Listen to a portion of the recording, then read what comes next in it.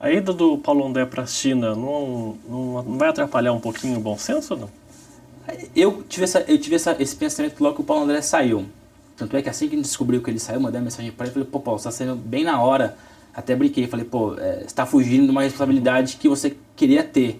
Ele saiu por vários motivos, né? Não só a fato de ele querer ganhar mais dinheiro, o Corinthians também já não fazia questão de ter ele. Então minha primeira visão foi, poxa, sem o Paulo André perde-se um líder. Perde-se um líder, mas você ganha outro. Eu cito o Dida, por exemplo. O Alex fala que o Dida é totalmente um cara quieto. Sempre foi. Ele defendia pênalti e não comemorava nada. Sempre foi um cara muito tranquilo. E pouco falava. E no bom senso, ele é uma das vozes mais ativas do bom senso. Então o Dida, que é quieto, sempre mostrou ser quieto para a imprensa, no bom senso ele é muito articulado. Aí você coloca Fernando Praz, que também é inteligente, o Alex, o Juan, o Lúcio Flávio, o João do São Paulo, tá no Paraná, que é um cara... O próprio Roberto, o goleiro da Ponte Preta. Então o Paulo André é o cara que, para a imprensa, era a voz ativa. Mas não era ele que manda. Ele manda, mas são no mínimo 15, 20 jogadores que falam tão bem e se articulam de um jeito do futebol tão bem quanto o Paulo André. Ele longe é complicado, perde-se uma cabeça. Mas eu não vejo que seja enfraquecido. Pelo contrário, o Paulo André, por estar fora, talvez se preocupe mais ainda agora. Esse movimento, por ser com jogadores só, a maioria veteranos, eles estão dispostos também a ajudar os que estão começando agora? Isso foi discutido bastante. Falou, poxa, é um movimento de quase aposentados. Para eles é fácil brigar, e se não der certo, eles estão aposentando depois. Também tive essa dúvida no começo. Mas vejo que alguns até têm esse pensamento. Ah, eu tô acabando agora, para mim não tem problema nenhum. Mas eu acho que a maioria se preocupa com a próxima geração, com os jogadores que vêm hoje. É um legado que vai ficar pro futebol. Então nada mais justo que se preocupar com a categoria. Então, unidos, eles conseguem com a CBF ouvindo eles.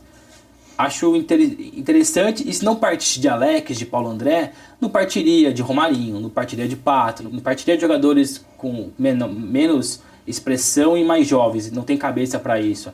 Então partiram de jogadores inteligentes e bom para eles que estão se aposentando. Eles não ficam queimados com a CBF. Talvez se fossem mais novos, por exemplo, um Alex com 22 anos, inteligente, dizendo tudo isso, acabariam com chance na seleção, por exemplo. Um Marinho, um Del Nero, chega o Filipão, é o seguinte, ó, não convoca o Alex porque é complicado pra gente. Ele com 35, 36 anos não tem mais ambição de ir pra seleção. Pra ele ganhar o salário dele e encerrar bem a carreira. Então a ambição do jogador mais velho hoje é ajudar os próximos. Ganhar o dinheiro dele na boa. Claro, também não vai rasgar dinheiro. Ele ganha 500 mil reais e não quer que caia para 100. Mas ele topa cair para 400 se o mais novo depois vai ganhar de 100 e 150. Então eu analiso que os mais velhos hoje têm uma boa cabeça, que os mais jovens vão render frutos mais para frente. Também uma preocupação, você falou agora, é o calendário, né? Também tem clubes que jogam 3 meses no ano e para o resto dos 9 meses. A maioria dos clubes no Brasil. O que se fazer? Como se adaptar a esse calendário, por exemplo? A proposta do bom senso é inteligente, só que eles não mostraram como é o custo é grande. Tem até um estudo, a CBF precisa ser analisado. O bom senso quer que a Série D, que já existe hoje, seja aumentada, que tenham mais clubes, e tenha a criação de uma Série E regionalizada. O que é isso, por exemplo? Tem 200 clubes no Brasil, pequenos, que não têm calendário no segundo semestre, que não jogam entre agosto e dezembro, que não estão fazendo nada, ficam desempregados, o cara tem que trabalhar outros empregos e tudo mais. O que é a Série D regionalizada? Você pega São Paulo. Quantos clubes tem de São Paulo pequeno que não estão participando de Série D nem A? 43. Então pega esse 43 clubes, faz um campeonato só dele. É um paulistão nacional. Uhum. Os 43 de São Paulo, aí 22 do Paraná que estão parados, mais 15 do Rio, mais junta-se isso, os primeiros colocados depois fazem um novo campeonato entre os melhores colocados da Série E para serem promovidos para a Série D. Então isso é interessante. Você reduz uma Série D, que por exemplo um cara que joga em São Paulo enfrentar um que joga no Pará, na Série D não, o cara só joga no estado dele. Então o custo é muito menor de viagem. Então você joga o cara tem o São José. O São José vai pegar o Jacareí. Aí o Jacareí depois viaja para enfrentar o Juventus em São Paulo. Então é tudo próximo, o custo é pequeno. São muitos clubes, dá a impressão que vai ser um absurdo o valor, mas não é. É bem inteligente, eu só acho que precisa ser mais bem traçado financeiramente para a CBF entender que isso é viável. A CBF acha que isso é um absurdo. Muitos clubes, muitas viagens, muitos jogos. Sempre a CBF. A CBF que é a dona do campeonato, não tem o que fazer. Enquanto ela for dona do campeonato, ela manda. Enquanto ela for dona, não vai ter a Série E. Para ela não é vantagem ter a Série E. É mais um gasto que ela vai ter. Então, teria uma Série E, que acho que é interessante. A Série D seria maior com mais clubes.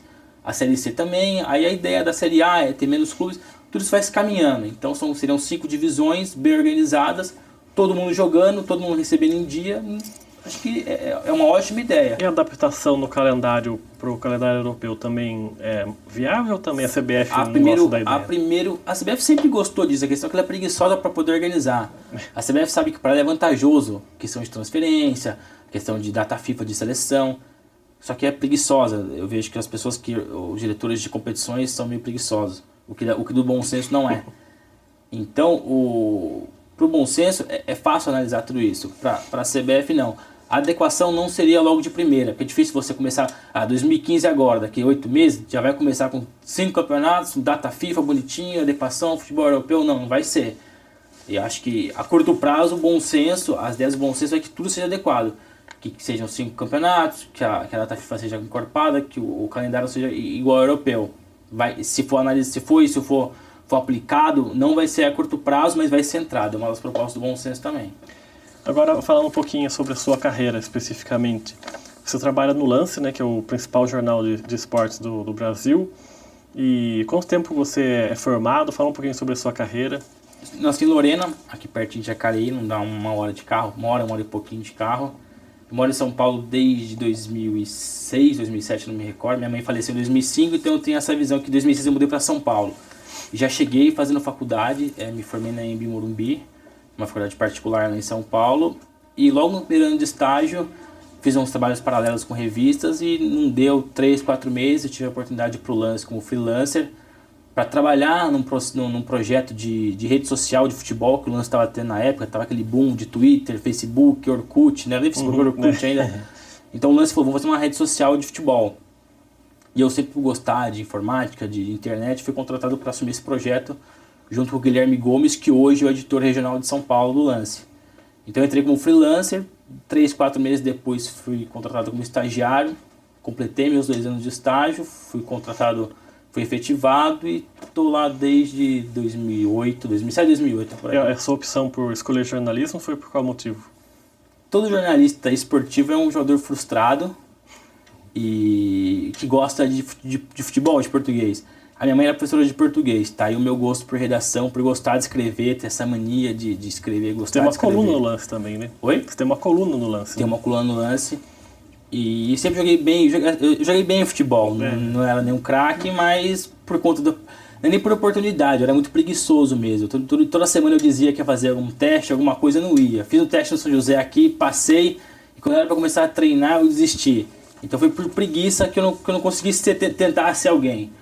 Aí você vai crescendo, os pais ficam no seu pé, poxa, continua estudando, não sei o quê. Então juntou-se o fato de gostar de escrever do português, de gramática, com o fato de ser um jogador frustrado, gostar muito de futebol. Então, talvez todo jornalista esportivo é um pouco um jogador frustrado. Você sempre quis ser jornalista esportivo. Esportivo. O que é um problema. Hoje, se eu for demitido do Lance e tiver que sobreviver falando de política e cultura, eu tô morto, eu não sei o que fazer. Talvez daqui a um tempo eu não quero ficar marcado como jornalista esportivo para sempre. Quem sabe com meus 50, 60 anos, até lá eu vou ter uma visão diferente de política, cultura, já estou começando a ter. Acho que eu preciso ter mais isso. Mas com meus 50, 60 anos, tentar ser um pouco mais vasto no material para poder falar. Só viver de futebol cansa e profissionalmente não é grande vantagem. A mídia esportiva também, impressa, ela é praticamente só o Lance que existe, né? Segmentado é o Lance. Que eu acho uma pena. A gente teve o Marca agora, não sei se ele era vendido aqui na região. Isso. Teve a Gazeta Esportiva que acabou, Gazeta Esportiva, né? Infelizmente, eu brinco, o Lance precisava de mais concorrentes para crescer mais. Se você tem um concorrente na sua cola, um rival, você investe mais, você se preocupa mais. Como o Lance é único, segmentado, o Lance meio que às vezes se acomoda. Mas investe bastante, é um grande jornal, um jornal que contrata, um jornal que paga em dia, um jornal que vende muito bem. Mas todo lugar que não tem um concorrente, vira e mexe, cai um pouco no gosto público. Então, quando você tem um concorrente, o Marca era isso. O Marca entrou no Lance, o Lance, poxa, o Marca entrou, vamos contratar mais gente, vamos aumentar a nossa produção, não sei o quê. O Marca não deu 2, 3 anos, acabou. Então, hoje o Lance briga com ele mesmo. Tem a Placar, que é uma revista, mas não que você não conta. Aí você for analisar, segmentar no site, a gente tem um Globo.com, que é um grande site, Globoesporte.com, que é um grande site de futebol. Aí você... Gazeta Esportiva. Hoje a ESPN ESPN. O Gazeta Esportiva é um bom site, mas hoje eu vejo a ESPN, o site da ESPN, não só mais da TV, mas o site da ESPN é muito bom também.